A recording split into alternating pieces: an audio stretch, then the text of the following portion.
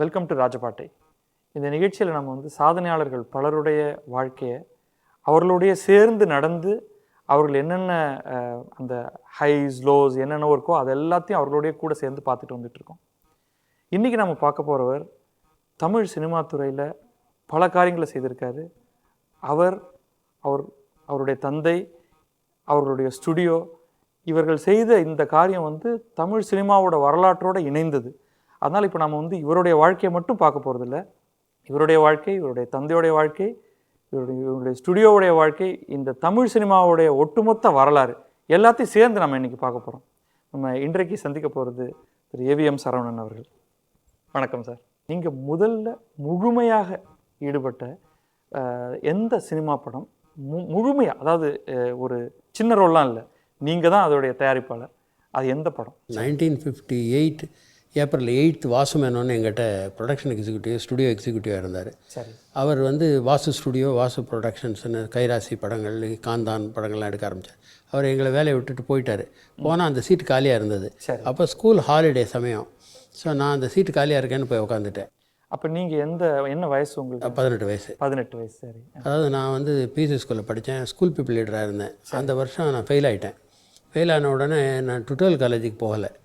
பாட்ட போய் சொன்னேன், நான் மறுபடியும் போய் ஸ்கூலில். ஏன் பாடினார், நான் கெட்ட வார்த்தை பேசுகிறதுக்கு எனக்கு பிடிக்கல.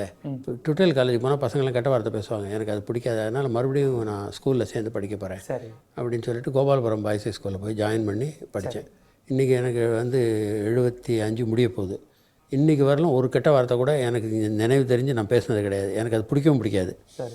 ஸோ அதனால் நான் இப்போ சொன்னேன், சரி நான் ஹாலிடேயில் இங்கே அடுத்த நாள் காத்தால் ஃபாதர் பிரேக்ஃபாஸ்ட் சாப்பிட்டுட்டு இருந்தார். நீ வா உட்காரு என் கூட பிரேக்ஃபாஸ்ட் சாப்பிடுனாரு. நார்மலாக ஃபாதர் பிரேக்ஃபாஸ்ட் மாடியில் சாப்பிடுவார், நாங்கள்லாம் கீழே சாப்பிடுவோம். சரி. அவர் பக்கத்தில் உட்கார சொல்லி, அவர் கோதுமை தோசை ரொம்ப பிடிக்கும் அவருக்கு. நீ சாப்பிடு என் கூட உட்காருன்னு சாப்பிட்டாரு. சாப்பிட்ட உடனே காரில் பிளாக் அம்பாசிடர் 856ன்னு அந்த கார் 10th ஏப்ரல் 10th அது. சரி. காரில் ஏறி அவர் ஃப்ரண்ட் சீட்டில் தான் உட்காருவார். இப்போ என்ன பேக் சீட்டில் ஏற சொன்னார். காரில் ஏற இங்கே வந்தோடனே ஸ்டுடியோக்கு வந்தோடனே ஸ்டுடியோவில் இன்னொரு எக்ஸிக்யூட்டிவ் ரங்கசாமிங்காருன்னு அவர்கிட்ட கூப்பிட்டு, சரவணன் இனிமேல் அந்த வாசுமேனன் பார்த்த வேலையெல்லாம் பார்த்து போகிறேன், எல்லாரையும் கூப்பிட்டு போய் இன்ட்ரடியூஸ் பண்ணினார். இவன் தான் என்னை பையனா எல்லாருக்கும் தெரிஞ்சிருந்தாலும் அந்த ஒரு பொறுப்பு எடுத்திருக்கான்றது. ஸோ இது அப்போ தெய்வப்பிரவி ஷூட்டிங் நடந்துகிட்ருக்கு. எஸ்எஸ் ராஜேந்திரன், சிவாஜி கணேசன், பத்மினி அம்மா எல்லோரும் இருந்தாங்க. செட்டில் போய் நீலேருந்து சரவணன் பார்த்துக்க போகிறார் அப்படின்னு சொன்னாங்க. அதுதான் ஃபஸ்ட்டு என்ட்ரி இது. அப்போ அதே சமயத்தில் இன்னொரு படம் மாமியாள் மிச்சி மருமல், 2 படம் பேரலாக நடந்துட்டு இருந்தது. மாமியாள் மிச்சி மருமல் தான் முதல் ரிலீஸ் ஆச்சு. அது 1959 ஜனவரி 23 ரிலீஸ் ஆச்சு. சரி. ஒரே சந்தோஷம் எனக்கு. ஃபஸ்ட்டு பிக்சரில் என் டைட்டில் தயாரிப்பு நிர்வாகம் எம் சரவணன் போட்ட பேர். இப்போ ஃபஸ்ட்டு டே போனால் சித்ரா தேட்டரில் ரொம்ப சந்தோஷமாக இருந்தது. தேட்டரில் கிளாப்ஸ் எல்லாம் இருந்தது. அடுத்த நாள் போனால் என் கூட வந்த டைரக்டர்ஸ் எல்லாம் காணோம். கேமராமேன் மாரிதராவ் மாத்திரம் வந்தார். 3ஆம் நாள் போனால் அவரும் வரல. அப்போ தான் எனக்கு தெரிஞ்சது, வேறு தெரிஞ்சு அந்த படம் சரியாக ஒர்க் அவுட் ஆகலை, நமக்கு தெரியல அதுன்னு. ஸோ மனசு ரொம்ப கஷ்டமாக போச்சு. ஃபஸ்ட்டு டைம் டைட்டில் நம்ம பேர் போட்டு ஒரு படம் ஓடலையே அப்படின்னு ஒரு ஃபீலிங் இருந்தது. அப்புறம் ஏப்ரல் 1960 ஏப்ரல் 14th தெய்வப்பிரை ரிலீஸ் ஆச்சு. தெய்வப்பிரை ஒரு பெரிய பார்ட்னர்ஷிப் ப்ரொடக்ஷன். சத்யா இவங்களோட கமால் பிரதர்ஸோட பார்ட்னர்ஷிப் ப்ரொடக்ஷன். அது ரொம்ப நல்லா போச்சு. அந்த படம் 100 days போச்சு. ரொம்ப சந்தோஷமாக இருந்தது. ஸோ ஒரே நேரத்தில் ஒரு ஃப்ளாப், ஒரு ஹிட். அது எனக்கு ஒரு ஆதங்கம் ஒன்று இருந்துக்கிட்டே இருந்தது. நம்ம மொதல் டைட்டில் பேர் போட்ட படம் ஓடாமல் போச்சேன்னு. சரி. அதை 31 வருஷம் கழித்து அந்த படத்தை மறுபடியும் எடுத்தேன், ரீமேக் பண்ணிங்க. அதில் பெரும்பாலும் என்னுடைய கான்ட்ரிபியூஷன் ஜாஸ்தின்னு நினைக்கிறேன். அத்தைய கேரக்டரை எடுத்துகிட்டு அதை பாட்டி ஆக்கினேன். ஏன் பாட்டி ஆக்கினேன்னா, என்னுடைய பாட்டி என்கிட்ட ரொம்ப க்ளோஸாக இருப்பாங்க. என் அம்மாவனுடைய அம்மா கடைசி வரலும் என் கூட தான் இருந்தாங்க, சாகிற வரலும். அவங்க ரொம்ப பிரியமாக இருப்பாங்க. கொஞ்சம் மாடர்ன் அவுட்லுக் உள்ள பாட்டி அவங்க. சரி. ஸோ எனக்கு அந்த பாட்டிக்கும் பேரனுக்கும் ஒரு பந்தம் நல்லாயிருக்கும் அப்படின்றதுனால எங்கள் அங்கிள் வீட்டுக்கோ எங்கள் அம்மா வீட்டுக்கோ போக மாட்டேன்னு என் கூட ஏதாவது சாரோவில் இருந்தாங்க. ஸோ அந்த பாட்டின்னு பேரை வச்சு பாட்டி சொல் தட்டாதே அப்படின்னு டைட்டில் வச்சு பாண்டியராஜனை போட்டு அதில் பியூன் ஆக்கி இதை காமெடி பண்ணி மனோரமா ஃபைட்லாம் பண்ணுற மாதிரிலாம் பண்ணி கிளைமேக்ஸில் கார் 2ஆக பிரிகிற மாதிரிலாம் பண்ணி எடுத்தோம். படம் சில்வர் ஜூப்ளி போச்சு. அந்த படம் ஒரு திருப்தி. நம்ம மொதல் படம் போகலன்ற வருத்தம் போய் 18 வயசில் ஆரம்பித்து நீங்கள் கொஞ்சம் கொஞ்சமாக தொழிலோடைய எல்லாத்தையும் கற்றுக்க ஆரம்பிச்சிங்க. இது முடிஞ்ச உடனே என்னுடைய ரிசல்ட் மறுபடியும் வந்தது. சரி. கோபாலபுரம் பாய்ஸ் ஸ்கூலில் இருந்த ரிசல்ட். தடவை நான் இங்கிலீஷில் ஃபெயில் ஆனேன். ரொம்ப கஷ்டப்பட்டு இங்கிலீஷில் பாஸ் பண்ணி தமிழில் ஃபெயில் ஆனேன். ஸோ ஃபாதர்கிட்ட போனேன். இப்போது அதுக்கு நடுவில் என்ன ஆச்சு, மாமியார் மச்சி மருமகளில் விற்கிறதுக்கு விலையெல்லாம் போட்டு கொடுத்துட்டார் ஃபாதர். சரி. மேனேஜர்கிட்ட கொடுத்துட்டார். இந்த விலைக்கு மினிமம் கோட் பண்ணுங்கள், இதை மேக்ஸிமம் கோட் பண்ணுங்கள் அப்படின்னு எழுதி கொடுத்துட்டாரு. நான் என்ன பண்ணேன், இல்லை ஃபாதர் ஊருக்கு போயிருந்தார். ஸோ நான் என்ன பண்ணேன், அந்த பேப்பர் கொடுங்கன்னு. ஏன்னாரு, இல்லை இது எனக்கு சரியாக தெரியலன்னு சொல்லிவிட்டு நானே நெகோஷியேட் பண்ண ஆரம்பித்தேன். அவர் வந்து சொன்னார், சார் நான் அவர் சொன்ன மேக்ஸிமம் ரேட்டுக்கு செக் வாங்கி வச்சுருக்கேன், நான் திருப்பி கொடுத்துருங்க எல்லா செக்கையும். அது தப்பு, அது பண்ணிடக்கூடாது. பட் நான் பண்ணது என்னுடைய என்தூசியாசத்தில் அது ரொம்ப கம்மி விலைன்னு சொல்லி தியேட்ரிக்கல் டிஸ்ட்ரிபியூஷன் ஏரியா வைஸாக பிரிச்சு ஸோ அது எல்லாத்தையும் திருப்பி கொடுத்துருங்கன்னு சொன்னேன். கொடுத்துட்டு நான் பார்கெயின் பண்ண ஆரம்பித்தேன். பார்கெயின் பண்ணி ஃபாதர் என்ன மேக்ஸிமம் போட்டிருந்தார் அதோட 90,000 rupees in 1958 கூட விற்றேன் நான். ஸோ நேச்சுரலாக உங்களுக்கு இதில் ஒரு இன்க்ளினேஷன் இருக்குங்கிறது அங்கே தெரிஞ்சு போயிடுச்சு அந்த சமயம். ஸோ ஊர்லேருந்து வந்தார். வந்ததுக்கப்புறம் இந்த மாதிரி ஃபெயில் ஆகிருந்தோன்னே என்னப்பா பண்ண போகிறேன் அப்படின்னு கேட்டார். நான் சொன்னேன், இல்லை நான் இன்னும் படிக்க போகிறதில்ல ஃபர்தரான. ஏன்னாரு, இப்போ இதே பாஸ் பண்ணால் இன்னொரு தரம் எழுதுவேன், அதில் பாஸ் பண்ணானா அப்புறம் பியூசின்னு ஒன்று இருக்குது, அதில் எத்தனை தரம் ஃபெயில் ஆவேன்னு தெரியாது, அதுக்கப்புறம் டிகிரின்னு ஒன்று இருக்குது, அதில் என்ன பண்ணாது, எல்லாம் முடிச்சு திரும்பி இங்கே தான் வரப்போகிறேன், இங்கேயே நான் இருந்துடலான்னு நினைக்கிறேன். அதுக்குள்ளேயும் அவருக்கும் நான் கொஞ்சம் ப்ராமினெண்ட்டாக எல்லாம் பண்ணுறேன், பப்ளிக் ரிலேஷன் எனக்கு கொஞ்சம் ஜாஸ்தி உண்டு, எல்லாரோடையும் சகஜமாக பழகம் இப்போ எல்லாம்.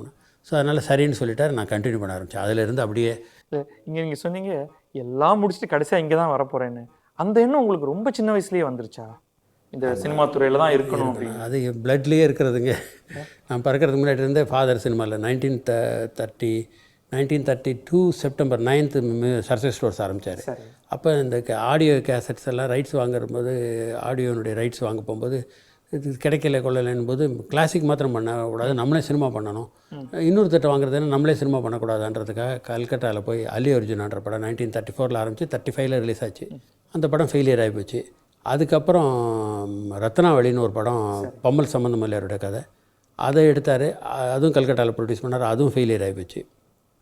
அதுக்கப்புறம் பூனாவுக்கு போய் நந்தகுமார்னு படம் எடுத்தார். அதில் தான் டிஆர் மகாலிங்கம், டிஆர் ராமச்சந்திரன் எல்லோரும் சின்ன பசங்களாக இருந்த வச்சு எடுத்து அந்த படமும் ஓடலை. ஸோ 3 படம் ஃபெயிலியர்ன உடனே அவர் மனசு விடலை. அவர் எதனால் ஃபெயிலியர்ன்றதை அனலைஸ் பண்ணணுன்றதை அவர் அனலைஸ் பண்ணிவிட்டு, நமக்கு சொந்தமாக ஸ்டுடியோ இருந்ததுன்னா அந்த லேப் எல்லாம் அப்பப்போ பார்த்து கரெக்ட் பண்ணியிருக்கலாம். அவங்க படம் முடிஞ்சு தான் ரஷ்ஷை பார்க்க முடிஞ்சது, இன்னொருத்தரை டிபெண்ட் பண்ண முடியலைன்னு சொல்லிட்டு பிரகதி ஸ்டுடியோன்னு அட்மிராலிட்டி ஹவுஸ்னு இப்போ இருக்குது. அது வந்து விஜயநகரம் பேலஸ்ன்னு இருந்தது. அதில் தான் பிரகதி ஸ்டுடியோன்னு ஆரம்பித்து இப்போ சபாபதியில் நல்லா போச்சு. காமெடி பிக்சர் பம்மல் சம்பந்தம் நல்லா போச்சு. சில பேர் இப்போ கூட இதில் போட்டு அது சரியாக போகலன்னு நல்லா போச்சு அந்த படம். அது ஸ்மால் பட்ஜெட் பிக்சர் நல்லா போச்சு. அப்புறம் அதுக்கு நம்பர் ஆஃப் பிக்சர்ஸ் எடுத்தார். ஃபஸ்ட்டு டப்பிங் பிக்சர் 1942 கன்னடத்தில் ஹரிச்சந்திரான்ற படத்தை எடுத்தார். சரி. அதுதான் first picture language to language dub பண்ண முதல் படம். ஐ திங்க் இந்தியாவிலே அதுதான் முதல் படம்னு நினைக்கிறேன்.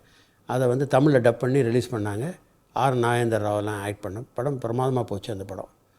ஸோ இது மாதிரி பண்ணிருக்கும்போது ஸ்ரீவள்ளின்னு படம் எடுத்த டிஆர் மகாலிங்கத்தை வச்சு எடுத்து ருக்மணி, அதாவது 3 ஜெனரேஷன், அவங்க 3 பேரும் ஆக்டர்ஸ், அம்மா ஆக்டர், பொண்ணு ஆக்டர், பேத்தியும் ஆக்டராக இருக்காங்க. 3 பேரும் எங்கள் இதில் ஆக்ட் பண்ணிருக்காங்க.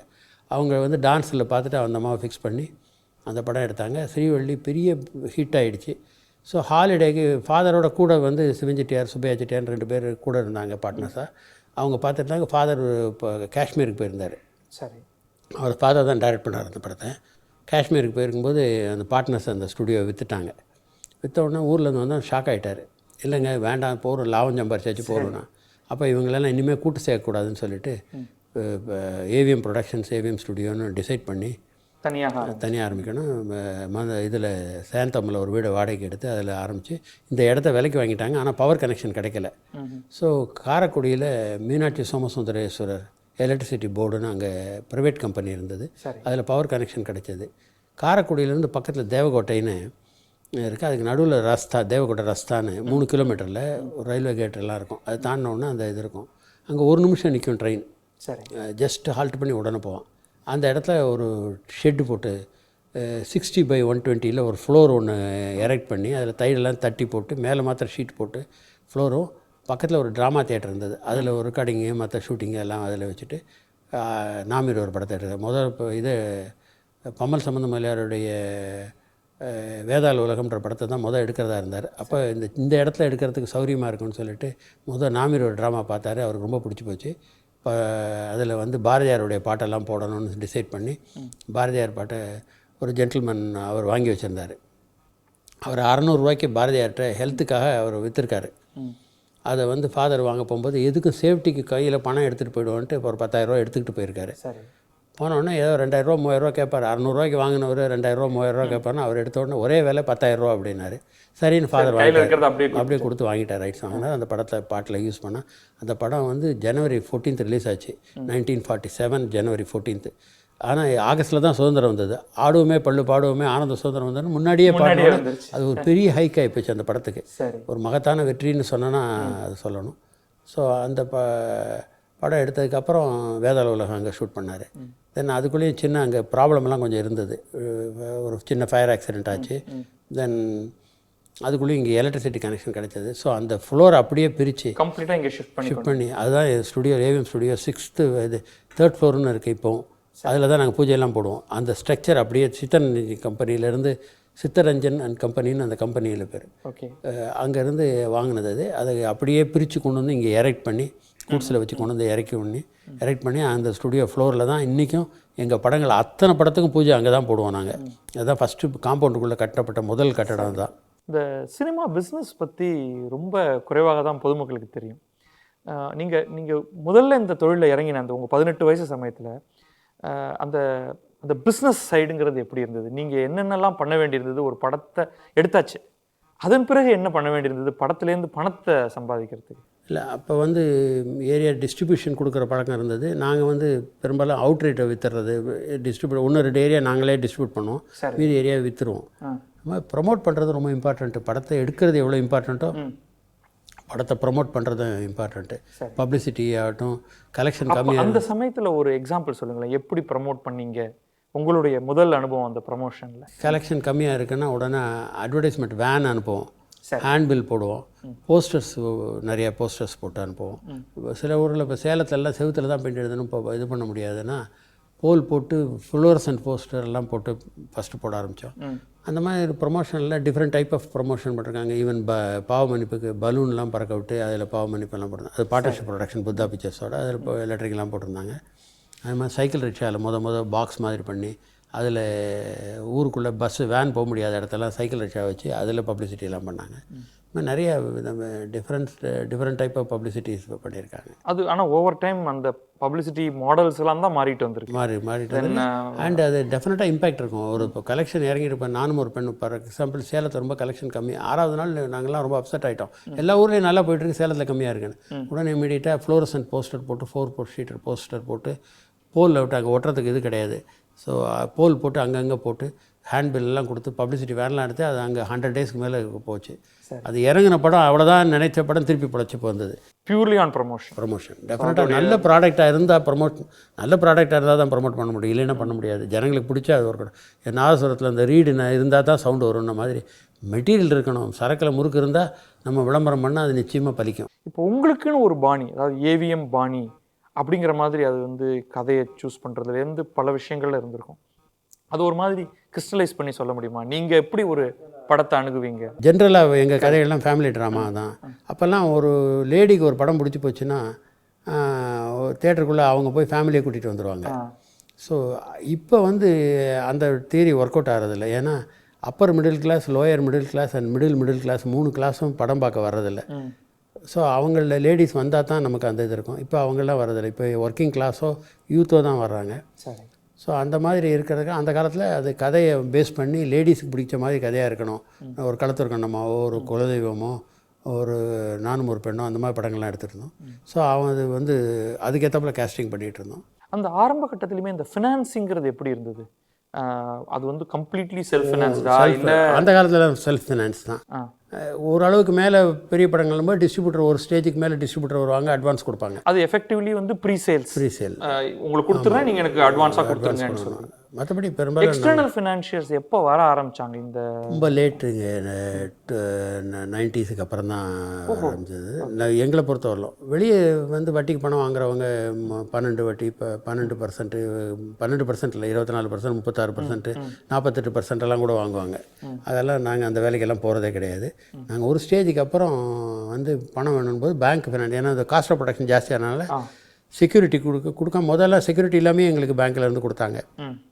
பர்சனல் கேரண்டியில். சரி. அப்புறம் ஒரு ஸ்டேஜுக்கு அப்புறம் செக்யூரிட்டி கொடுத்தா தான் கொடுப்பாங்கன்னா அதையும் சிவாஜி மாதிரி படம் எடுக்கும்போது எங்களுக்கு 3 தடவை ரைஸ் பண்ண வேண்டியதாக இருந்தது. அதுக்கு செக்யூரிட்டி கொடுத்து ஐஓபியில் நாங்கள் லோன் வாங்கி தான் படம் எடுத்தோம். ஓகே.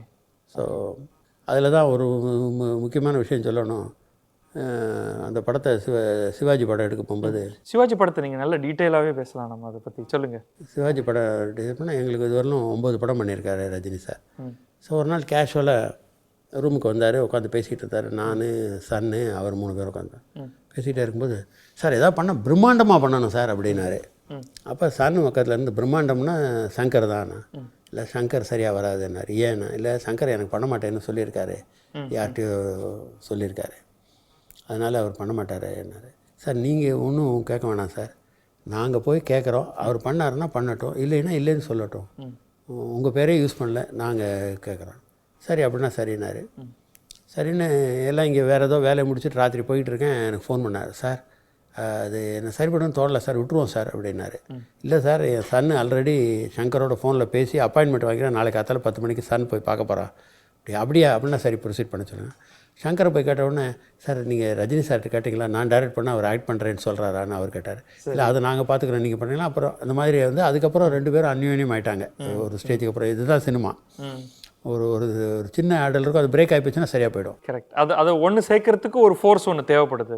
ஆனால் அவர் பேசிகிட்டு இருக்கும்போது, எவ்வளோ சார் அட்வான்ஸ் கொடுக்கணும் சார், மோட் ஆஃப் பேமெண்ட் எனக்கு தெரிஞ்சால் பெட்டர் என்ன, நீங்களே படம் செலவு பண்ணி ரொம்ப பிரமாண்டமாக எடுக்க போகிறீங்க, அது பேங்க்கில் வேறு பணமெல்லாம் வாங்க போகிறீங்க, உங்கள்கிட்ட பணம் இருந்தால் என்கிட்ட இருந்தால் என்ன, படத்தை முடிச்சுட்டு பிஸ்னஸ் எல்லாம் பண்ணிவிட்டு எனக்கு பணம் கொடுத்தா போகிறோம், ஏன்னா அது சப்ஸ்டான்ஷியல் அமௌண்ட்டு.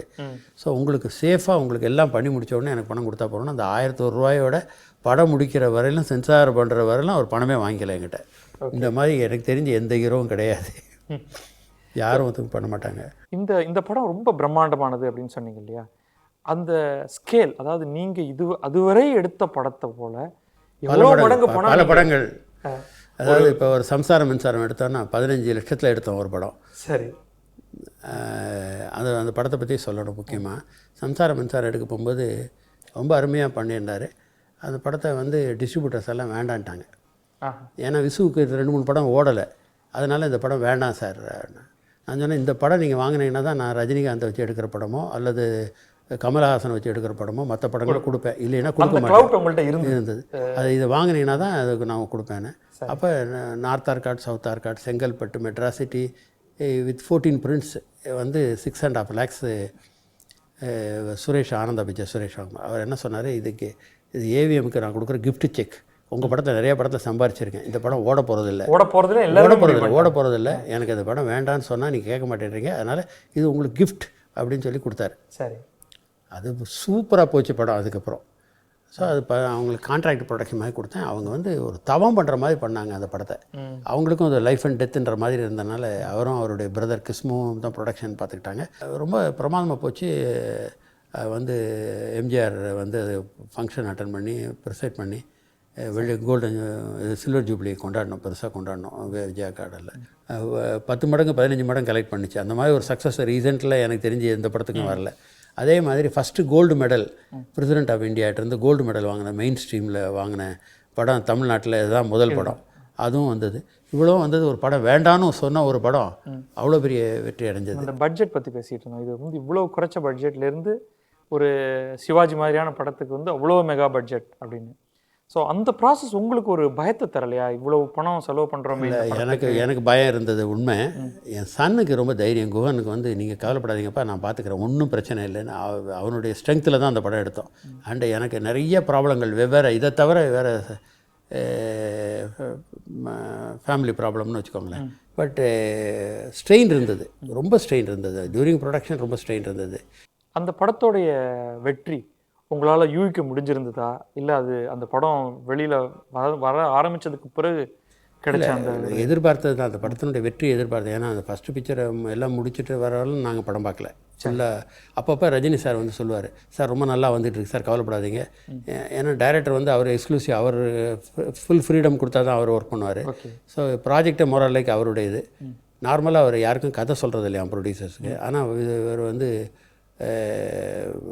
ரஜினி வந்து இல்லை சார், எல்லா ப்ரொடியூசரும் சொல்லாட்டினா பரவாயில்ல, இந்த ப்ரொடியூசருக்கு நீ கதை சொல்லி தான் தரணும்னா. அதனால் என்ன பண்ணார், அவர் டேப் பண்ணி டேப் அனுப்பினார். டேப்பை கேட்டுக்கோங்கன்னு சொல்லிட்டு கதையை கேட்டால் எங்களுக்கு நல்லா இருக்க மாதிரி தெரிஞ்சது. ஸோ அது கிராண்டியர்ன்றது டெஃபினட்டாக டிசைடடு. சரி. எவ்வளோ கிராண்டியர்ன்றது போக போக வரும்போது ஒவ்வொரு ஸ்டேஜ்லேயும் ஒரு செட்டு போட்டோம். சஹானான்னு ஒரு சாங்க்கு அதுக்கு வந்து 2.5 crores செட்டு காஸ்ட் ஆச்சு. கிளாஸு இதெல்லாம் போட்டு போனோம். ஒரு படம் எடுக்கிற அளவுக்கு ஒரே ஒரு பாட்டுக்கான. அதே மாதிரி ஒரு நாள் உட்காந்து இப்போ சாப்பிட்டுட்டு இருந்தோம் மத்தியானம். அப்போ வந்து ஹைதராபாத்திலேருந்து வாஜி சாங்கனுடைய எஸ்டிமேட்டு ஸ்கெட்ச் எல்லாம் வந்துருந்தது. என்ன காஸ்ட்டப்பான்னு கேட்டேன் சன்னுக்கிட்ட. சாப்பிடுங்க சொல்கிறேன். இல்லைப்பா சொல்லு பரவாயில்ல என்னன்னு சொல்லுப்பா, என்ன இருக்குப்பா, 15 லட்சமா 20 லட்சமா, நீ சொல்கிறேன்ப்பா. நான் சாப்பிட்டு முடித்த உடனே என்னப்பாண்ணே எடுத்து காட்டினா 86 lakhs இருந்தது. அப்பாண்ணே இது ஒன்றும் இல்லைப்பா, இது அடுத்த செட்டினுடைய காஸ்ட்டை கேட்டிங்கன்னா இன்னும் கஷ்டப்படுவீங்க, பட் நீ கவலைப்படாதீங்க எல்லாம் சரியாயிடும் உங்களுக்கு. அவன் ரொம்ப தைரியமாக பண்ணான். அவனுக்கு அவன் கான்ஃபிடென்ஸில் தான் அந்த படம் பண்ணான். அவன் நினச்ச மாதிரி அது நல்லா கமர்ஷியலாகவும் நல்லா போச்சு, எங்களுக்கும் நல்ல மார்ஜின் கிடச்சிது. கொஞ்சம் வேறு டைரக்ஷன். இந்த இந்த இந்த பிஸ்னஸே வந்து ஒரு பல ஈகோ, பல கிரியேட்டிவ் ஆர்டிஸ்டோடைய அந்த கிறுக்குத்தனங்கள் எல்லாம் கலந்த ஒரு காம்ப்ளெக்ஸான விஷயம். அதே நேரத்தில் உங்கள் சைட்லேருந்து எல்லாமே ஒரு ஒழுங்கு அப்படிங்கிற ஒரு வரைமுறைக்குள்ள கதைகள் சொல்லணும். அதாவது இந்த ஏவிஎம் ஸ்டுடியோவுடைய பாணி அப்படிங்கிறது ஒன்று. இந்த ரெண்டும் மிக்ஸ் ஆகிறதே வந்து ரொம்ப கன்ஃபியூஷனாக இருந்திருக்கும் இல்லையா பல கட்டங்கள். ஆக்சுவலாக கதை இந்த மாதிரி எல்லாம் பண்ணிட்டு வந்து படமெல்லாம் பண்ணிட்டு இருந்தால் ஒரு ஸ்டேஜ் வரலாம் அந்த மாதிரி இருந்தது. சரி. தூர்தர்ஷன் 1975 August 15 தூர்தர்ஷன் ஆரம்பித்தது. அதில் வர ஆரம்பித்த உடனே சேஞ்சஸ் ஸ்டார்டட் டேக்கிங் பிளேஸ். ஞாயிற்றுக்கிழமைக்கு படம் போட்டாங்கன்னா கலெக்ஷன் டப்புன்னு உட்காரும். வெள்ளிக்கிழமை அன்றைக்கி ஒளியும் மொழியும் போட்டால் கலெக்ஷன் உட்காரும். ஸோ ஒரு நாள் சகலகலாவில் ரிலீஸ் ஆகிருக்கு. ஈவினிங் ஷோ சண்டே இன்றைக்கி கலெக்ஷன் பிரேக் ஆச்சுன்னா நான் பங்காயிட்டேன். என்னென்னு கேட்டால் பாவமணி இப்போ டிவியில் போட்ட உடனே இங்கே கலெக்ஷன் இறங்குது. இன்றைக்கி எத்தனை டிவி எத்தனை இது போயிட்டுருக்கு. அதனால் மாறிடுச்சு, ட்ரெண்டு மாறிடுச்சு. ஸோ நான் வந்து காசிதான் கடவுளுக்கப்புறம் 8 வருஷம் நடுவில் படம் எடுக்கலை. அப்புறம் வந்து முரட்டுக்கலை தான். ஃபாதர் வந்து தவறி போகிறதுக்கு முன்னாடி படம் எடுக்கணும்னு அவர் சொன்னார், படம் பண்ணணுன்னாரு. நாங்கள் வந்து எதுக்கு பிடிச்சி படம் பண்ணணுன்னு இப்போ சொன்னார், இது என்னுடைய 50 வருஷத்து உழைப்பு, இது வந்து 3 எழுத்து இல்லை. ஃபாதர் ரூமில் இந்த மாதிரி ஏவிஎம்ன்ற மாதிரி லெட்டரிங் ஒன்று, ஒரு ஹிந்தி படம் பாபின்னு, குலதெய்வத்தினோட ஹிந்தி வெர்ஷன், அதில் தியேட்டர்காரங்க கொடுத்த ஷீல்டு வச்சுருந்தார். இது 3 எழுத்து நினைக்காதீங்க, என்னுடைய 50 வருஷத்து லேபர், இதை எவ்வளோக்கு எவ்வளோ உயரமாக நீங்கள் தூக்கிட்டு போகிறீங்களோ அது உங்களையும் காப்பாற்றும் அப்படின்னு சொன்னார். ஸோ நாங்கள் படம் எடுக்கணும்னு ஆரம்பிக்கும்போது இந்த ட்ரெண்டு மாறிப்போச்சு. ஏன்னா இந்த audience we are lost the regular family audience போது சரி வேறு மாதிரி படம் எடுக்கணும் போது முத்துராமன் சாரை வச்சு, ரஜினி சாரை வச்சு முரட்டுக்கலை அது ஒரு பெரிய டிபார்ச்சர் இல்லையா. அவர் ஃபாதரை வந்து அந்த சமயத்தில் தவறி போயிட்டார். எங்களுக்கு ரொம்ப மனசு கஷ்டமாக இருந்தது. அப்போ இமீடியட்டாக அவர் ஆசைப்பட்டதுன்றதுனால மறுபடியும் ப்ரொடக்ஷன் ஸ்டார்ட் பண்ணார். அவர் என்ன சொன்னார், அந்த ப்ரொடக்ஷனை வச்சு தான் இப்போ எல்லாம் வந்தது, அதனால் ப்ரொடக்ஷன் கண்டினியூ பண்ணுங்கன்னாரு. As long as you don't lose money you produce பிக்சர்ஸ்னாரு. ஸோ அந்த முரட்டுக்கலை எடுக்க ஆரம்பித்தோம். அப்போ இந்த கதையினுடைய பேட்டர்ன்லாம் மாறி போச்சு. ரஜினி சாருக்காக கதை, பெரிய செட்டு போட்டு ஷூட்டிங்கு, அந்த செட்டு போட்டால் தான் ஸ்டுடியோவுக்கு வேலை. ஏன்னா நாங்கள் அதுக்கு முன்னாடி மொதல் 68 வரலும் ஓன் 75 வரலும் ஓன் ப்ரொடக்ஷன் தான். அதுக்கப்புறம் தான் வெளியே வாடகைக்கெல்லாம் ஷூட்டிங் கொடுக்க ஆரம்பித்தோம். அதாவது அப்போ உங்கள் ஸ்டுடியோ வந்து ஓன் ப்ரொடக்ஷன் அல்லது பார்ட்னர்ஷிப், எங்கள் சொந்த படம் அல்லது பார்ட்னர்ஷிப்பு, பாவமன்னிப்பு, தெய்வப்பிறவி, இதெல்லாம் பார்ட்னர்ஷிப் ப்ரொடக்ஷன், குலதெய்வம், இதெல்லாம் வந்து பார்ட்னர்ஷிப் ப்ரொடக்ஷன் எடுத்தது தவிர ஓன் ப்ரொடக்ஷனை தவிர வேறு எதுவும் கொடுக்காம இருந்தோம். அப்போ வந்து இந்த லேபர் ப்ராப்ளம்லாம் வந்து 75 எங்களுக்கு கமர்ஷியலாக பண்ண ஆரம்பித்தோம். அப்போ தான் படத்தையும் நிறுத்தணும். ஸோ இந்த மாதிரி சுச்சுவேஷனில் கிராண்டியராக படம் எடுத்தால் தான் இருக்கணும். இப்போ முரட்டுக்கலை தான் ஃபஸ்ட்டு கிராண்டியர் ஆக்ஷன் ஓரியன்ட், கதையே வேறு மாதிரி, கதை இல்லாமல் கதை பண்ணுறது எப்படின்றத கற்றுக்கிட்டது நாங்கள் அந்த படத்தில் இருந்தோம். சரி. ஸோ சாங்கு, டான்ஸு, எத்தனை ஐட்டம் இருக்குது, டிஸ்ட்ரிபியூட்டர் கேட்கும்போது எத்தனை ஃபைட் இருக்குது சார் படத்தில், எத்தனை சாங் இருக்குது சார்னு கேட்க ஆரம்பித்தாங்க. அதுக்கேற்றப்பல பேட்டர்ன் ஆஃப் இருக்குது. அப்புறம் ரஜினி சார் கதை, கமலஹாசன் கதை. கமலஹாசன்னா சகலகலாவலன், அவர் உண்மையிலே ஒரு சகலகலாவலன். ஸோ அவருக்கு என்னென்ன மாதிரி பண்ணலாம் அப்படின்னு இந்த மாதிரி கதையெல்லாம் பண்ண ஆரம்பிச்சு ட்ரெண்டு மாறிடுச்சு. சரி. அப்சல்யூட்லி எல்லோரும் திட்டினாங்க, எங்களை நீங்கள் ஏவிஎம் பேனரில் இந்த மாதிரி படம் எடுக்க, ஏன்னா காலத்துக்கு ஏற்றப்பல எடுக்க வேண்டியதாக போச்சு. ஸோ இப்போ ஒரு ஸ்டேஜுக்கு அப்புறம் ஆர்டிஸ்ட் டாமினேஷன் கூட கொஞ்சம் வந்துடுச்சுன்னு சொல்லணும். அஃப்கோர்ஸ் ரஜினி சார், கமல் இல்லை மற்றவங்கெல்லாம் இது யாரை டைரக்டர் போடுறீங்க, யாரை மியூசிக் போடுறீங்க, யார் ஹீரோயின் போடுறீங்கன்ற லெவலில் வந்தது. ஸோ பேட்டர்ன் மாறிடுச்சு. Taken over by the hero and the டைரக்டர்ஸ்ன்னு சொன்னால் அது மிக இல்லை. ஏன்னா அவங்களுடைய சக்ஸஸை வச்சு அவங்க டிமாண்ட் பண்ண ஆரம்பித்தாங்க. அவங்கள வச்சா தான் பிஸ்னஸ் ஆகணும்னு நம்மளும் அவங்க பின்னாடி போகும்போது அவங்களுக்கு அட்ஜஸ்ட் பண்ண வேண்டியதாக போச்சு. ஸோ இந்த picture making pattern is completely change. ஆனால் அந்த பேட்டர்னை நீங்கள் புரிஞ்சுக்கிட்டு அதற்கேற்ற மாதிரி பண்ணிட்டு இருந்தோம். இப்போ கொஞ்ச நாளாக ஸ்லோ பண்ணியிருக்கோம் மறுபடியும். ஏன்னா அந்த ட்ரெண்டு கொஞ்சம் ரொம்ப ஜாஸ்தி படங்கள் வருது. இப்போ 9 மாதத்தில் 200 படம் வந்திருக்கு. போன வருஷம் மொத்தத்தில் 200 படம் வந்து இந்த தடவை அதை விட மிஞ்சும் போல் இருக்குது. அநேகமாக 250 படமாக 300 படம் வரப்போதான்னு தெரியல. ஸோ இவ்வளோ வரப்போகும்போது சர்வேகளுக்கு ரொம்ப இதாக இருக்கும். ஸோ கொஞ்ச நாளுக்கு வாட்ச் பண்ணிட்டு டிவி சீரியல் பண்ணிவிட்டு ஸ்டுடியோ வாடகை கொடுத்துட்டு 1ஆம் தேதி அன்றைக்கி செக்கு வருது வாங்கி வச்சுக்கிறோம். டாக் ஷோஸுக்காக எடுத்துக்கிறாங்க. அவங்க தான் ஃபீட் பண்ணுறாங்க studio. To tell you the truth, இன்றைக்கி வந்து சினிமாக்காரங்க யாரும் உள்ளே வந்து எடுக்கிறது இல்லை. இந்த இந்த இந்த லாங் உங்களுடைய சினிமா கேரியர் அதில் நீங்கள் வந்து பல இன்ட்ரெஸ்டிங்கான பர்சன்ஸை வந்து இதில், அதாவது ஆர்டிஸ்டை ஓட ஒரு இன்ட்ராக்ஷன் இருந்திருக்கும். அதில் வந்து அதில் ஒரு சில பேரை பற்றி உங்களுடைய அனுபவம், உங்களுடைய இன்ட்ராக்ஷன் சொல்ல முடியுமா? ஒரு சாம்பிள். அது வந்து ஆக்டர்ஸாக இருக்கலாம், ஈவன் டிரெக்டர்ஸ், அல்லது நம்ம பொதுவாக வெளியிலேயே தெரியாத சில ஆட்கள் கூட. உங்களுடைய அனுபவம் அதில் கொஞ்சம். எனக்கு டைரக்டர்ஸ் எத்தனையோ டைரக்டர்ஸ் என்கிட்ட வந்து ஒர்க் பண்ணியிருக்கலாம். சாரி, எனக்கு வந்து எஸ்பி முத்துராமன் சார் மாதிரி ஒரு டைரக்டரை நான் பார்த்ததில்லை. அவர் வந்து நான் செலவு பண்ணேன்னா கூட, சார் அது உங்களுக்கு வயபிளாக இருக்கான்னு கேட்பார். ஒரு ரயில் ஃபைட் எடுக்கணும் அப்படின்னு முரட்டுக்கடையில் சொன்னோன்னே, சார் ஒரு ஐட்டம் வேணும். அப்போல்லாம் ஐட்டம் தான் நாங்கள் சொல்லுவோம், அது ஒரு ஃபைட்டுன்னு சொல்ல மாட்டோம். சரி, ட்ரெயினில் ஃபைட் போய் ஒரு ஐட்டம் எடுக்கலாம் போது இவ்வளோ ரூபா cost on budget work out பண்ணி, சார் இது உங்களுக்கு வயபிளாக இருக்குமா சார்? நான் சொன்னேன், 5 நாள் போய் எடுக்கணும், இவ்வளோ எக்ஸ்பென்சஸ் ஆகும் அப்படின்னு கணக்கெல்லாம் போட்டு கொண்டு வந்தார். சார் நீங்கள் 5 நாள் ஆகிறத பற்றி இல்லை ரூபாயை பற்றி 2வது பட்சம் இது மாதிரி வந்ததில்லை தமிழ் படத்துலன்னு சொல்கிற மாதிரி எடுங்க சார், போகிறோம், நான் லீவ் டு யூன்னு. அது 3 நாளில் அவர் போட்ட பட்ஜெட்டை விட கம்மியாக அண்ட் மோர் எஃபெக்டிவாக எடுத்துகிட்டு வந்து கொடுத்தாரு. அந்த மாதிரி ஒரு டைரக்டரை இனிமேல் இண்டஸ்ட்ரியில் பார்க்க முடியாது. என் கூடவே இருக்கார் அவர், நான் விடுறதில்லை அவரை. படம் பண்ணனாரோ இல்லையோ என் கூட தான் இருக்கணும்னு.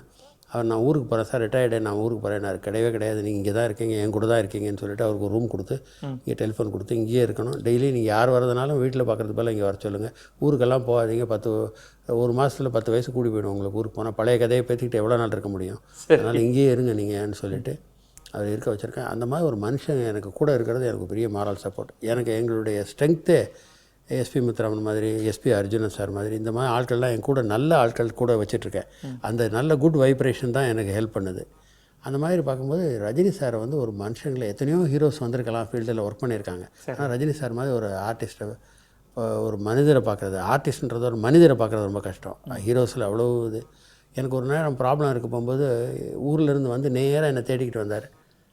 வந்தோடனே எனக்கே ரொம்ப ஆச்சரியம். ஃபோன் பண்ணிவிட்டு, நான் நீங்கள் வரீங்களா ஆஃபீஸில்? இல்லை சார், நான் வெளியே எங்கேயோ போகிறேன், 11 மணி ஆகணும். சரி, நான் இப்போ நீங்கள் வந்த உடனே ஃபோன் பண்ணுங்கள், நான் வரேன்ட்டு பாருன்னா, நான் 10:45 வந்துட்டு ஃபோன் பண்ணுறேன், அவர் இங்கே வந்துட்டுருக்காரு. சரி, உங்களுக்கு ஏதோ ப்ராப்ளம்னு கேள்விப்பட்டேன், நான் I am prepared to support you, உங்களுக்கு என்ன வேணும், you can count on me as a good friend, உங்களுக்கு என்ன வேணும்னா சொல்லுங்கள் எனக்கு அப்படின்னு. அந்த மாதிரி எனக்கு தெரிஞ்சு இந்தியாவில் எந்த ஹீரோவும் எந்த ப்ரொடியூசருக்கும் கேட்டதாக எனக்கு தெரியல. உங்களுக்கு என்ன வேணும்னு சொல்லுங்கள் அப்படின்னா, இல்லை சார் பை காட்ஸ் கிரேஸ் எல்லாம் மேனேஜ் பண்ணிட்டேன் சார். ஏன்னா அந்த மாதிரி ஒரு மனுஷனை பார்க்குறதுன்றது ரொம்ப ரேர். இப்போ எல்லோரும் அவுடோருக்கு போனால் எனக்கு பெரிய சூட் வேணும், டீலக்ஸ் சூட் வேணும்னு கேட்பாங்க. இவர் வந்து நேர் ஆப்போசிட், பிஸ்னஸ் சூட் ஒன்று போட்டு வச்சுருந்தா, இது எனக்கு வேண்டாம், எனக்கு single room, air condition single room, toilet நீட்டாக இருக்கணும், மெடிடேட் பண்ணுறதுக்கு யோகா பண்ணுறதுக்கு எனக்கு இடம் வேணும் அப்படின்னு சொல்லுவார். சரி, சாப்பாடு கொண்டு வந்தால் வெளியே வச்சுட்டு ஹாட் கேஸில் வச்சுட்டு போயிடணும். அவருக்கு லிமிட்டடாக தான் சாப்பிடுவார். அதை வச்சுட்டா அவரை உட்காந்து மெடிடேட் பண்ணி யோகா பண்ணி குளிச்சு கிடிச்சிட்டு அந்த டிஃபன் கேரியரை எடுத்து ஹாட் கேஸை எடுத்து சாப்பிட்டுட்டு திருப்பி கழுவி க்ளீன் பண்ணி வெளியே தூக்கி வச்சுருவார். அந்த மாதிரி ஒரு எளிமையான ஒரு மனிதரையும் ஒரு மனிதாபிமானம் உள்ள ஒரு ஹீரோவையும் பார்க்குறதுன்றது அநேகமாக இந்தியாவில் ஒரு வேறு எந்த ஹீரோவையும் நான் கம்பேரிசன் சொல்ல மாட்டேன். சரி, இதில் வந்து இப்போ இதெல்லாம் வந்து தெரியக்கூடிய பேர்கள், ஆனால் உண்மையிலே கண்ணுக்கே தெரியாத பல பேரோட நீங்கள் ஒர்க் பண்ணியிருப்பீங்க. அவங்க வந்து உங்களுடைய படங்களுக்கு வந்து ரொம்ப முக்கியமான ஒரு பின்னாடி இருந்துக்கிட்டு இயக்கக்கூடியவர்களாக இருப்பாங்க. வேறு ஏதாவது டெக்னீஷியனாக இருப்பாங்க, இல்லை ஆர்ட் டைரக்டர்ஸாக இருப்பாங்க. எல்லாருமே தெரியுங்க. சினிமாவில் வி மேக் மோர் நாய்ஸ் தேன் இதுன்ற மாதிரி எல்லாருமே தெரியும். யாருமே தெரியாத அளவுக்கு இல்லை, எல்லாருமே எங்கள் கூட ஒர்க் பண்ணுற ஆட்கள். இப்போ நான் தான் சொல்கிறேன், எஸ்பி அர்ஜுன் சார்ன்றேன், 88 வயசாச்சு, 20 வயசில் வந்தார், 68 வருஷமாக எங்கிட்ட ஒர்க் பண்ணிகிட்ருக்காரு. அதேமாதிரி எங்கள் ஆஃபீஸ் ஸ்டாஃப் விஸ்வநாதன்றவரோ கண்ணன்றவங்களோ ஸ்டாஃப் எல்லாம் எங்கிட்ட அவ்வளோ மணிமணியான எல்லாம் எங்கள் ஃபாதர் எங்களுக்கு சேர்த்து கொடுத்த சொத்தை விட அருமையான ஆட்களை எங்களுக்கு சேர்த்து கொடுத்துருக்காரு. அதுதான் எங்கள் இந்த ஸ்டுடியோவில் 70 வருஷமாக இருக்குது. இந்தியாவிலே ஓல்டஸ்ட் ஸ்டுடியோ, எக்ஸிஸ்டிங் ஸ்டுடியோ எங்களுக்கு தான் அப்படின்னு நாங்கள் சொல்லணும்னா அதுக்கு காரணம் நாங்கள் இல்லை, எங்களுடைய ஸ்டாஃப். நானே வந்து சார் இது பரவாயில்ல அப்படின்னா, இல்லை சார் இது பண்ணக்கூடாது சார், வேஸ்ட் சார், இது பண்ணாதீங்க சார், இது ஒத்துக்காதீங்க சார்னு அங்கே வந்து லிபர்ட்டி. ஒரு நாள் ஒரு எக்ரிமெண்ட் ஒன்று போட வேண்டியது இருந்தது. சரி.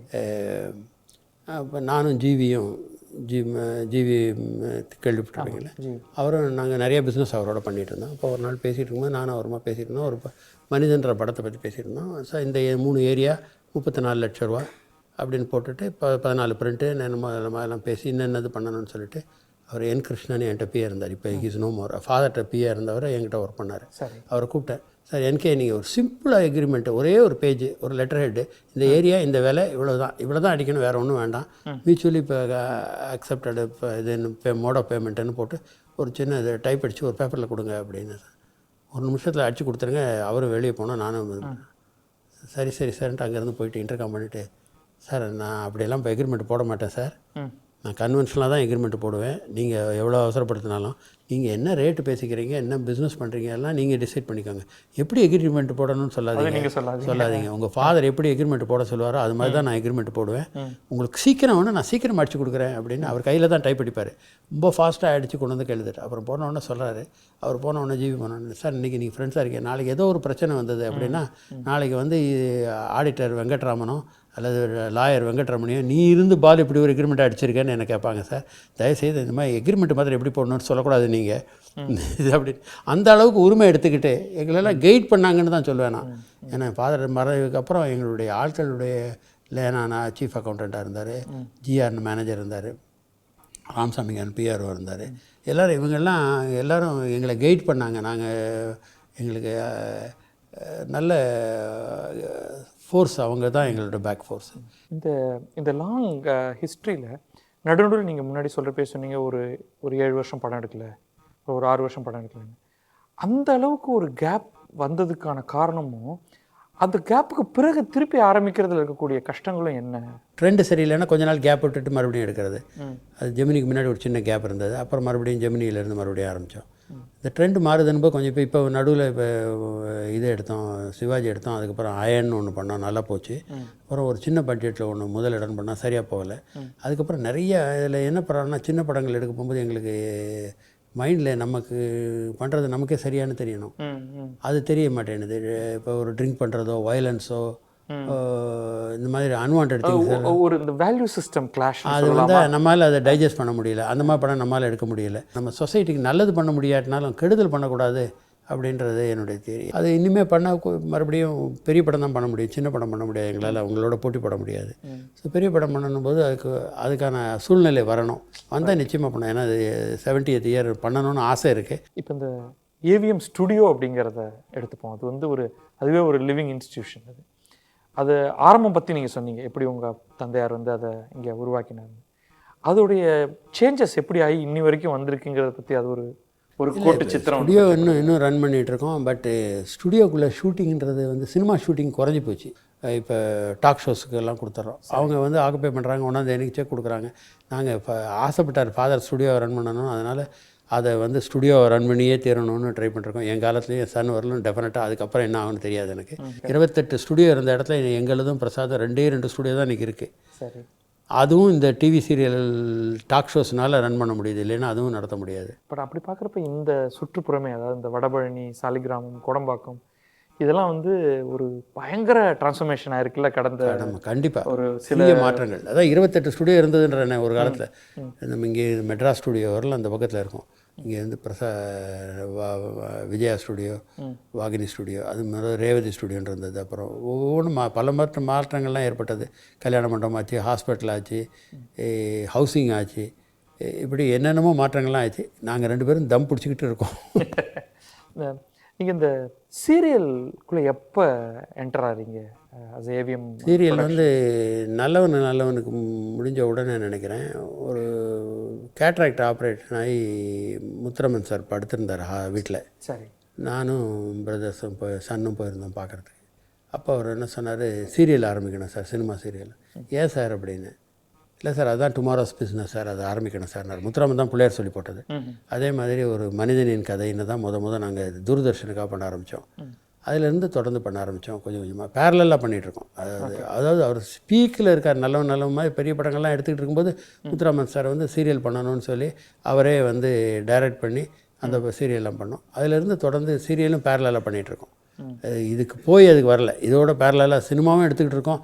சிவாஜி எடுக்கும்போது சீரியல் பண்ணிகிட்டு இருந்தோம். ஓகே, இதுவும் பண்ணிட்டுருக்கோம், பேரலாக பண்ணிகிட்ருக்கோம். பட் இப்பயும் சீரியல் இப்பவும் பண்ணிகிட்ருக்கோம்.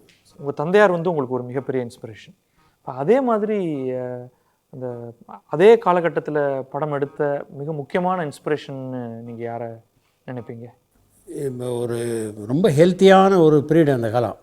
ஃபாதர், வாசன், நாகிரெட்டியார் 3 பேரும். இது தமிழ்நாட்டை பொறுத்தவரை, மெட்ராஸை பொறுத்தவரை மும்மூர்த்திகள்னு சொல்லுவாங்க தயாரிப்பில். ஒருத்தர் வந்து ஐயர்னுவாங்க, ஒருத்தர் செட்டியார்னுவாங்க, ரெட்டியார்னுவாங்க.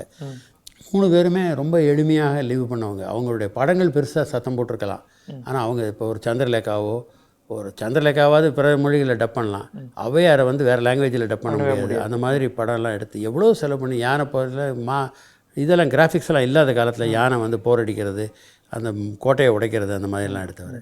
அது ட்ரம் டான்ஸ் ஆகட்டும், எல்லாமே கிராண்டியர். ஆனால் அவரை பார்த்தீங்கன்னா இந்த முக்கால் கை சட்டையை போட்டுக்கிட்டு இந்த வாக்ஸால் எங்கிட்ட தான் இருக்குது. அந்த வாக்ஸால் கார் அவரே ஓட்டிக்கிட்டு அங்கேருந்து வரதை நானே கண்ணால் பார்த்துருக்கேன். அந்த மாதிரி ஒரு எளிமையான ஒரு மனிதர்.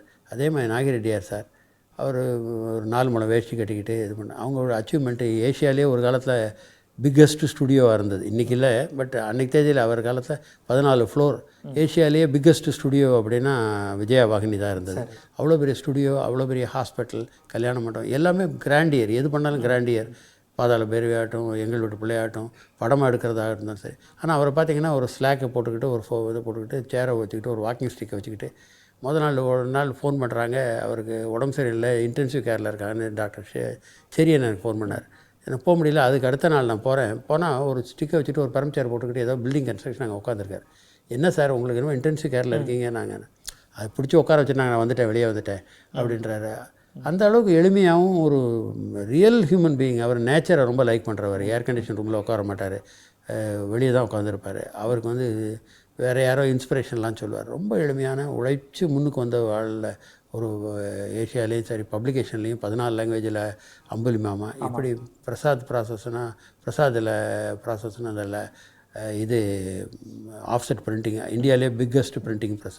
அந்த மாதிரி அவ்வளோ வச்சுருந்தாலும் அவ்வளோ எளிமையாக இருந்தார். அதே மாதிரி எங்கள் ஃபாதருடைய அச்சீவ்மெண்ட்ஸ் அந்த காலத்துலேருந்து ஒரு ஸ்க்ராட்சில் இருந்து வந்து இவ்வளோ பெரிய ஆல் இண்டியா லெவலில் டிஸ்ட்ரிபியூஷன், ப்ரொடக்ஷன், இதெல்லாம். ஸோ அவங்களோட அச்சீவ் பண்ண முடியாது, அவங்களோட எளிமையாகவும் லீவ் பண்ண முடியாது. அந்த மாதிரி ஒரு மறக்க முடியாத இது. அவங்களெலாம் தான் எனக்கு இன்ஸ்பிரேஷனாக நான் நினைக்கிறது. 3 பேருமே ரியலி கிரேட். ஒருத்தருக்கு ஒருத்தர் ஹெல்ப் பண்ணுவாங்க. போட்டி உண்டு, பொறாமை கிடையாது. நீங்கள் அவங்க எல்லாரோடையுமே பழகக்கூடிய, கடவுள் புண்ணியத்தில் எல்லாரோடையும் பழகக்கூடியது. அதே மாதிரி எம்ஜிஆரோட பழகக்கூடியது, சிவாஜி சாரோட பழகக்கூடியது, கலைஞரோட பழகக்கூடிய சான்ஸு, மேடம் ஜெயலலிதாவோட பழகக்கூடிய சான்ஸு, இதெல்லாம் கிடைச்சது. இந்த சினிமானால தான் இதெல்லாம் கிடைச்சது எனக்கு. இந்த எல்லாரோடையும் பழகக்கூடிய சந்தர்ப்பம் எனக்கு கிடைச்சது பை காட்ஸ் கிரேஸ். நீங்கள் வந்து பல மொழி படங்களையும் இன்றைக்கும் தொடர்ந்து பார்த்துக்கிட்டே இருக்கீங்களா? சினிமா பார்க்குறதுங்கிறது உங்களுக்கு, பிறருடைய சினிமா பார்க்குறதுங்கிறது எந்த அளவுக்கு உங்களுக்கு? நான் பெரிய சினிமா கிரேசியாக படம் போய் பார்க்குறதுன்றது கிடையாது. பார்ப்பேன், எனக்கு ரொம்ப பிடிச்சிருக்கு, நல்லா இருக்குன்னு சொன்னால் படம் பார்ப்பேன். ஒரு படம் ரொம்ப பிடிச்சி போச்சுன்னா, இப்போ ஃபார் எக்ஸாம்பிள் பென்னேரை பார்க்க பிடிச்சிச்சுன்னா 5 தரம் போய் பென்னேரை பார்த்தேன். எல்லோரும் கேட்பாங்க என்னையா அப்படின்வாங்க. எனக்கு ரொம்ப பிடிச்சி போச்சு அந்த படம்.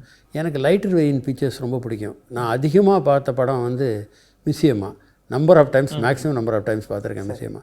எனக்கு லைட்டர் வெயின், பாக்யராஜ் படங்கள், முந்தானை முடிச்ச மாதிரி படங்கள் எல்லாம் ரொம்ப பிடிக்கும். ஏன்னா லைட்டர் வெயின் காமெடி, சென்டிமெண்ட் இருக்கணும், ஆனால் ரிலாக்ஸேஷன் இருக்கணும். எனக்கு இந்த வயலன்ஸு இதெல்லாம் கமர்ஷியலாக நமக்கு வேணுன்றதுக்காக எடுக்கலாமே தவிர அது எனக்கு உடன்பாடே கிடையாது. இன்றைக்கி உங்கள் நேரத்தை எப்படி நீங்கள் ஸ்பெண்ட் பண்ணுறீங்க? நான் மார்னிங் வந்து ரொம்ப எளியராக இருந்திருப்பேன். 3:30 3:45 மேலே தூங்க மாட்டேன். எழுந்திரிச்சு பல்லுகளெல்லாம் விளக்கி பாத்ரூம்லாம் போயிட்டு 4 மணிக்கு சிறுடியினுடைய இது மார்னிங்கில் ஆரம்பிப்பாங்க. 4 to 5 எனக்கு வேண்டியவங்க, தெரிஞ்சவங்க, உடம்பு சரியில்லாதவங்க, கல்யாணம் ஆக வேண்டியவங்க, புள்ள பெற வேண்டியவங்க, அவங்களுக்கு எல்லாத்துக்காகவும் ப்ரே பண்ணுவேன். அந்த 1 hour ப்ரேயர். எனக்கோ என் ஒய்ஃபுக்கோ இல்லாமல் மற்றவங்களாம் ஒரு 15-16 பேர் கல்யாணம் ஆக வேண்டியது இருக்குது. அதில் ஒரு 2-3 கல்யாணம் ஃபிக்ஸ் ஆகி போச்சு. அது என்னால் இல்லை, நம்மளும் கூட சேர்ந்து. உங்களுடைய தீவிர நம்பிக்கை. அதே மாதிரி கல்யாணம் ஆக வேண்டியவங்களுக்கு கல்யாணம் ஆகணும், புள்ள உண்டாகணும், உடம்பு சரியில்லாதவங்களுக்கு ஹெல்த் இம்ப்ரூவ் ஆகணும். ரொம்ப உடம்பு சரியில்லாதவங்க கஷ்டப்படாமல் கடவுளே அவங்கள கூட்டிகிட்டு போகணும் பாபாட்ட வேண்டுவேன். இது வந்து 1 hour என்னுடைய ப்ரோக்ராம். அப்புறம் கீழே வந்து உட்காந்து காஃபி சாப்பிட்டு 5:15 5:30க்கு பீச்சுக்கு போவேன். 1 hour 45 minutes நடப்பேன். நடந்துட்டு ஒரு 10-15 minutes ஒரு குரூப் இருக்காங்க என் கூட, அவங்களோட உட்காந்து கண்ணன் ஒருத்தர் இப்போ இதில் வேலை செய்கிறார். எனக்கு வந்து பெரிய ஆள் சின்ன ஆள் இல்லை, எல்லாரோடையும் பழக வேணாம். கிட்டத்தட்ட ஒரு 75லேருந்து 100 பேரை விஷ் பண்ணுவேன். என்ன விஷ் பண்ணுவோம், நீங்கள் கூட பார்த்துருப்பீங்க நம்ம பீச்சில். எல்லாம் விஷ் பண்ணால் நான் பேசுவேன், எல்லாரோடையும் பேசுவேன். எனக்கு யாரும் எல்லாம் தொடர்ந்து பீச்சில் நடக்கிறவங்க எல்லாரும் வரலைன்னா ஏன் வரல நேற்றுன்னு கேட்பாங்க. பிச்சைக்காரன்லேருந்து என்ன சார் நேற்று வரலன்னு கேட்பாங்க. அந்த அளவுக்கு எல்லாரோடையும் பழகுவேன். வேவிங் ஸ்கேலில் போட்டுட்டு ஒரு பாய் உட்காந்துருப்பார். என்ன சார் 2 நாளாக வரல நீங்கன்னுவார். ஓ நாளைக்கு வரமாட்டீங்களா, வியாழக்கிழமை கோயிலுக்கு போயிடுவீங்க, பாபா கோயிலுக்கு போயிடுவீங்க. மகாபலிபுரம் பக்கத்தில் ஒரு ரமணின்னு ஒருத்தர் கோயில் வச்சுருக்காரு. எனக்கு ரொம்ப அதில் விடும். அங்கே விஷ்ணுன்னு ஒரு ஜென்டில்மேன் இருக்கார். ரொம்ப அழகாக அலங்காரம் பண்ணி நல்லா ப்ரே பண்ணுவார், அபிஷேகம்லாம் பண்ணுவார். எனக்கு அதில் போனால் ஒரு 7:15 கிழமை பிஃபோர் 8:15 போயிடுவேன். அது முடிகிற வரலாம் அங்கே இருந்துட்டு அங்கேருந்து நேராக கார்லேயே டிஃபன் சாப்பிட்டுட்டு இங்கே வந்துடுவேன். 11 மணிக்குள்ளே இங்கே வந்துடுவேன். இதுதான் ரொட்டீன். மற்றபடி வீட்டில் மத்தியானம் வரலாம் இங்கே இருப்பேன். எபிசோடு காட்டுவாங்க, ஏதாவது கரெக்ஷன் இருந்தால் பண்ண வேண்டியது சொல்லுவேன். யாராவது வருவாங்க, கெஸ்ட்டு யாராவது வருவாங்க. லஞ்சு வரலாம் இருப்பேன். லஞ்சுக்கு வீட்டுக்கு போயிடுவேன். பட் அதுக்கப்புறம் டிவியில் பழைய படம், இங்கிலீஷ் படங்கள், தமிழ் படம் ஏதாவது வரும், டிவியில் பார்த்துட்டு இருப்பேன். தென் எங்கள் சீரியல் வரும், அது பார்த்தோம்னா பை 9:50 9:30க்கெல்லாம் போய் படுக்க போயிடுவேன். 9:30 மேக்ஸிமம் படுக்க போனோன்னா பை 10-10:15க்குள்ளே தூங்கிடுவேன். தூங்கினா மறுபடியும் ரொட்டீன். அதுதான் வெரி ஸ்ட்ரிக்ட் ரொட்டீனாக கிளியராக ஃபாலோ பண்ணிகிட்ருக்கேன். எனக்கு வந்து இப்போ நான் வந்து பசிக்காக மட்டும்தான் சாப்பிடுவேன், ருசிக்காக சாப்பிட்ற பழக்கம் கிடையாது. காத்தால் 2 இட்லி சாப்பிடுவேன். மத்தியானம் கொஞ்சமாக ஒரு டேபிள் ஸ்பூன் ரைஸு, வெஜிடபிள் நிறையா சாப்பிடுவேன். சாயங்காலம் கொழுக்கட்டை அல்லது இடியாப்பம் ஏதாவது சம்திங். மறுபடியும் நைட்டில் 2 இட்லி அல்லது ஒரு 3 தோசை சாப்பிடுவேன். இதுதான் என்னுடைய ரொட்டீன் லைஃபு. ஜென்ரலாக காஃபி சாப்பிடுவேன். காத்தால் சின்ன கப் வச்சுருக்கேன், அதில் தான் காஃபி சாப்பிடுவேன். டீ சாப்பிட்றதுன்னா பிளாக் டீ சாப்பிடுவேன். இங்கே ஆஃபீஸிலலாம் பிளாக் டீ தான் சாப்பிடுவேன். இந்த உணவு வகையில் வந்து இந்த பாரம்பரிய உணவை தாண்டி வேறு எதெல்லாம் ட்ரை பண்ணியிருக்கிறதெல்லாம் பண்ணியிருக்கீங்க? எப்பாவது அக்கேஷனாக எங்கேயாவது சாப்பிடுவேன். பெரும்பாலும் நான் ஜாஸ்தி இல்லை, நான் வெஜிடேரியன் 100%. ருசிக்கு சாப்பிட்றதுலன்னே சொல்லிட்டீங்க, ருசிக்காக சாப்பிட்றதில்ல அப்படின்னே சொல்லிட்டீங்க. அதனால் சாப்பாட்டில் ரொம்ப கேர்ஃபுல்லாக இருப்பேன். சைல்டுஹுட்லேருந்து இந்த ஸ்கொயர் மீலே சாப்பிட்றது நான். அப்பா அப்படின்னு அந்த அளவுக்கு சாப்பிட்டதே கிடையாது. லைட்டாக தான் சாப்பிடுவேன். Childhood habit. எனக்கு வெஜிடபிள் தான் நிறைய வேணும். எங்கள் வீட்டில் தட்டில் பார்த்திங்கன்னா வெஜிடபிளாக நிறையா இருக்கும். நடுவில் கொஞ்சோண்டு டேபிள் ஸ்பூன் ரைஸ் இருக்கும், அவ்வளோதான் இருக்கும். அப்புறம் மற்ற இந்த இசை பாட்டு கேட்குறது அண்ட் மெலடி சாங்ஸு கேட்பேன். சினிமா சாங்ஸ் தான். கிளாசிக்கல் சாங்லலாம் எனக்கு ஈடுபாடு இல்லை. அது கேட்கக்கூடாதுன்னு இல்லை, அதில் ஈடுபாடு இல்லை. கிளாசிக்கல் சினிமா சாங்ஸில் கார்லலாம் கூடி மட்டும் மெலடி சாங்ஸாக தான் போட்டு வச்சுருப்பேன். சில சாங்ஸ் எனக்கு சில சமயத்தில் கேட்கும்போது இரிட்டேஷன் வரும். அதனால் என்ன பண்ணுவேன், சிடியில் போட்டு வச்சுருப்பேன் அல்லது ஐபேடில் போட்டு எல்லாம் மெலடி சாங்ஸாக போட்டு வச்சுருப்பேன். எம்எஸ் விஸ்வநாதன் பாட்டு, இளையராஜா பாட்டு, ரகுமான் பாட்டு எல்லாம் ரெக்கார்ட் பண்ணி அதில் இருக்க எல்லா மெலடி சாங்காக போட்டு வச்சுருப்பேன். கண்ணாசன் பாட்டு, வைரமுத்து பாட்டு, வாலி பாட்டு, இந்த மாதிரி செலக்டட் சாங்ஸ், பழைய சாங்ஸ், ஓல்டு சாங்ஸ் எல்லாம் கூட நல்ல சாங்ஸ் எல்லாம் ரெக்கார்ட் பண்ணி வச்சுருவேன். சன்னு இதில் உட்காந்து ரெக்கார்ட் பண்ணி எனக்கு கொடுத்துருவான் காரில் கேட்குறதுக்கு. ஏன்னா நம்ம இங்கேருந்து மகாபலிபுரம் வரலும் போனது. மகாபலிபுரத்துக்கு 10 மைல் கிலோமீட்டர் தான் முன்னாடி தான் அந்த டெம்பிள் இருக்குது. Very close to Mahabalipuram. அந்த இப்போ காரில் போகும்போது அதில் கேட்டுட்டு திரும்பி வர போகும்போது என்னுடைய ஃப்ரெண்டு, குட் ஃப்ரெண்டு திருலோச்சந்தரோட ஃபோனில் பேசிடுவேன். வியாழக்கிழமை இங்கேருந்து போகும்போது திருலோக்கு வீட்டில் போய் அவர் இதில் மாயாஜாலுக்கு பக்கத்தில் இருக்கார், அங்கே ஒரு ஹால்ட்டு பண்ணி அவர்கிட்ட ஒரு 2 minutes பேசிகிட்டு இருந்துட்டு புக்ஸு கொஞ்சம் ஏதாவது எடுத்துகிட்டு போவேன் அவருக்கு. அதை கொடுத்துட்டு அவரை பார்த்துட்டு நேராக கோயிலுக்கு போவேன். கோயிலேருந்து திரும்பி வரும்போது ஃபோனில் பேசிக்கிட்டே வருவேன் அவரோட. இங்கே வந்துட்டால் கோயிலுக்கு வந்துட்டு ஃபோனில் சார் நான் அப்புறமா பேசுகிறேன் சார்னு சொல்லிட்டு வச்சுட்டு இங்கே வந்துடுவேன். இதுதான் ரொட்டீன் லைஃபு. ஒரு விதமான இதுவும் கிடையாது, ரொம்ப சாதாரண லைஃப் தான் என்னது. இந்த லாங் சினிமா கேரியரில் ஏதாவது செய்யணும்னு நினச்சி செய்யாமல் விட்ட அந்த ஒரு இல்லை அதை செஞ்சிடணும் இனியும் ஏதாவது ஒரு படமாக இருக்கலாம், இல்லை யாரையாவது வச்சு இல்லை அது மாதிரி எதுவுமே இல்லைங்க. எனக்கு ஒரே ஒரு இது இருந்தால் அந்த மாமியார் மிச்ச முறையில் ஓடல ஃபஸ்ட்டு டைட்டில் வந்து படம் அது ஒன்று தான் இருந்து அதை பண்ணி முடிச்சுட்டு போதும். அதுக்கப்புறம் ஒன்றும் இல்லை, அப்பப்போ நடக்கிறது பிரகாரம் காலத்துக்கு ஏற்றப்பல அட்ஜஸ்ட் பண்ணிட்டு போகிறோம். காலத்துக்கு ஏற்றப்பல மாறிக்கிட்டு வருத்தமும் இல்லை, இன்னும் வருத்தமே கிடையாது. எல்லாம் சாப்பிட்டா செமிக்குது, படுத்தா தூக்கம் வருது, அவ்வளோதான். எல்லோரும் சொல்லுவாங்க நீங்கள் கார்பரேட் ஆரம்பிங்க சார், பப்ளிக் போங்க சார்னுவாங்க. நான் சொல்கிறேன் இந்த வாகுல்னு ஐசிஎஸ் சேர்மன் ஏன் பப்ளிக் போக மாட்டேன்றேன் நீ சார் போய் என்ன சார் பண்ண போகிறான்னு. எனக்கு சாப்பிட்டா செமிக்குது, படுத்தா தூக்கம் வருது, இது ரெண்டையும் நான் லூஸ் பண்ண தயாராக இல்லை. பியூர் சவுத் இண்டியன் மென்டாலிட்டின்னு நான் சவுத் இண்டியன் தானே சார், எனக்கு வேறு என்ன மென்டாலிட்டி இருக்கும், அதுதான் இருக்கும் அப்படின்னுவேன். So I am happy in my life, I am very happy. Grandchildren are there, wife is there, daughter இருக்குது, கிராண்ட் சன் மெடிசன் பண்ணிவிட்டு இப்போ சித்தார்த் சரவணன், இது ரேடியாலஜிஸ்ட்டு அவன் இருக்கான். எல்லாருமே பசங்க 2 பேர், அருணா குஹன், அபர்ணா குஹன், அவங்களும் தேர் ஆல்சோ இன்வால்வ்டு இந்த ஸ்டுடியோ வர்றாங்க, ஸ்டுடியோ ப்ரொடக்ஷன் பார்த்துக்கிறாங்க. அவங்க வந்து ஒரு இதுவும் கடந்து போகும்னு ஒரு இது பண்ணாங்க ஃபில்ம் ஒன்று, ஒரு 55 மினிட்ஸுக்கு. They want to do picture பண்ணணும்னு ஆசைப்பட்றாங்க. பட் இந்த ட்ரெண்டு சரியாக இல்லை, அதனால் இப்போதைக்கு வேண்டான்னு அவங்கள ஆஃப் பண்ணி வச்சுருக்கேன். சோஷியல் சர்வீஸ் நிறையா பண்ணுறாங்க. அதில் அந்த அபர்ணான்றவங்க வந்து ஷீ இஸ் டூயிங் கேன்சருக்கு, சைல்டு கேன்சருக்கு ட்ரீட்மெண்ட்டு. இந்த பிளட்டு, அதுக்கு என்ன பேர் சொல்லுவாங்க, பிளட் கேன்சர், இல்லை பிளட்டு ஊஸ் அவுட் ஆகிட்டே இருக்குல்ல, அதுக்கு என்ன, ஹீமோஃபீலியாவுக்கு ட்ரீட்மெண்ட்டு குழந்தைகளுக்கெல்லாம் கலெக்ட் பண்ணி ஃபண்ட் ரைஸ் பண்ணி பாலு வச்சு கூட இப்போ ரீசெண்டாக ஒரு ப்ரோக்ராம் பண்ணால் நிறைய she is doing social. Aruna வந்து காஸ்டியூம் எல்லாம் தைச்சி இதெல்லாம் பண்ணுறாங்க. அட்மினிஸ்ட்ரேஷன், ஸ்டுடியோ அட்மினிஸ்ட்ரேஷன், ஓச்சர் பார்க்குறது கொள்றதெல்லாம் நல்லா பண்ணுறாங்க. They're all doing very well. But அவங்களுக்கு கொடுக்கக்கூடிய ஆப்பர்ச்சுனிட்டி, கொடுக்கக்கூடிய சுச்சுவேஷன் வரல. தே ஆர் வெரி கீன் பண்ணணும், எதாவது பண்ணணும்னு இருக்காங்க. இப்போ இருக்க ட்ரெண்டு கொஞ்ச நாள் பொறுங்க, பின்னாடி பண்ணுவோம்னு சொல்லிக்கிட்டு இருக்கோம். சார் ரொம்ப சந்தோஷம் சார். உங்களோட கூட சேர்ந்து அப்படியே அந்த ஒரு 50 வருஷம் 60 வருஷம் 70 வருஷத்துக்கான அந்த ஹோல் பீரியடை நம்ம கவர் பண்ணிட்டு வந்திருக்கோம். Thank you sir. நேரத்துக்கும் உங்களுடைய பார்வைக்கும் ரொம்ப நன்றி. நல்ல இந்த சந்தர்ப்பம் கொடுத்ததுக்காக தினத்தந்தி சேனலுக்கு என்னுடைய நன்றி கூறி விடைபெறுகிறேன். நன்றி, வணக்கம்.